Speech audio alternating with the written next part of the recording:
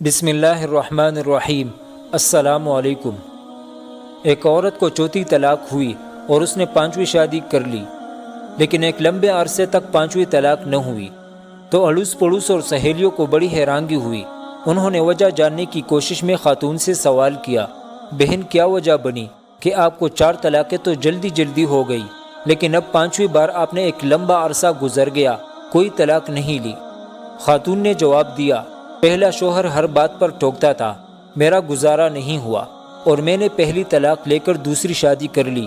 دوسرا شوہر ٹوکنے کے ساتھ ساتھ گالم گلوچ بھی کرتا تھا، میرا گزارا نہ ہوا تو میں نے دوسری طلاق لے لی۔ تیسری شادی کے بعد شوہر ایسا ملا کہ جو ٹوکتا بھی تھا، گالم گلوچ بھی کرتا تھا اور مارتا بھی تھا، لہٰذا میں تنگ آ گئی اور تیسری طلاق ہو گئی، لیکن مجھے چوتھی شادی بھی راس نہ آئی کیونکہ چوتھا شوہر ٹوکتا بھی تھا، گالم گلوچ بھی کرتا تھا، مارتا بھی اور گھر سے بھی نکال دیتا تھا۔ میں نے اس سے جان چھڑائی اور چوتھی طلاق لے لی، پھر گھر والوں نے میری پانچویں شادی کر دی۔